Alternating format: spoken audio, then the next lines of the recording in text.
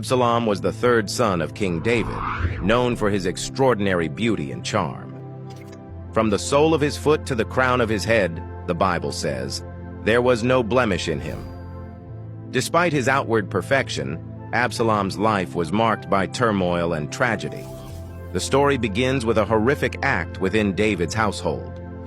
Amnon, David's eldest son and heir to the throne, became infatuated with his half-sister Tamar, Absalom's full sister.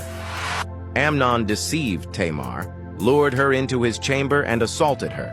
Tamar was left humiliated and desolate. Absalom, enraged by the crime, took his devastated sister into his home and waited for his father, King David, to take action. But David, though angry, did nothing to punish Amnon. For 2 years, Absalom's fury simmered in silence. Then, he plotted revenge. Under the guise of hosting a feast, Absalom invited Amnon and the rest of David's sons. During the festivities, Absalom gave the signal and his servants killed Amnon.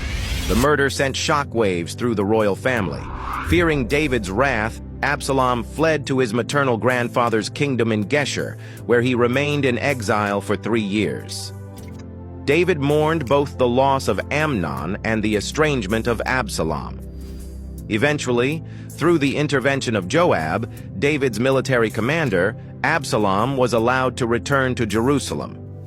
However, David refused to see him, leaving their relationship fractured and tense for another 2 years.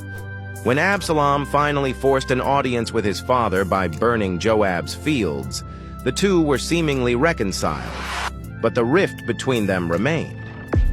Absalom, dissatisfied with his position and hungry for power, began to conspire against his father. Using his charm and political cunning, he positioned himself at the city gate, where he would listen to the grievances of the people and promise them justice. Over time, he stole the hearts of the men of Israel. When his support was strong enough, Absalom declared himself king in Hebron and launched a rebellion against David. Hearing of his son's uprising, David was heartbroken, but acted quickly. He fled Jerusalem with his loyal followers to avoid bloodshed in the city, leaving Absalom to seize the throne. David's retreat was filled with anguish, humiliation, and the sting of betrayal. Absalom entered Jerusalem as the new king and committed acts that further alienated him from his father, including publicly taking David's concubines, a symbolic act meant to assert his dominance. Meanwhile, David regrouped and planned his counterattack. The two sides met in a decisive battle in the forest of Ephraim.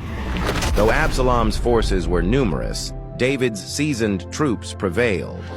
During the battle, Absalom's fate was sealed in a bizarre and tragic way. As he fled on his mule, his long, thick hair, once a symbol of his beauty and pride, became entangled in the branches of a great oak tree. Suspended and helpless, Absalom was discovered by Joab, who disregarded David's command to deal gently with him. Joab and his men killed Absalom as he hung defenseless. When news of Absalom's death reached David, the king was inconsolable.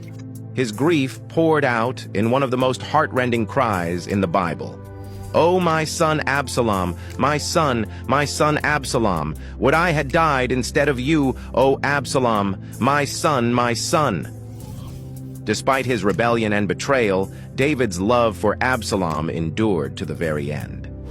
The story of Absalom serves as a sobering reminder of the consequences of unchecked ambition, familial discord, and the deep complexities of parental love.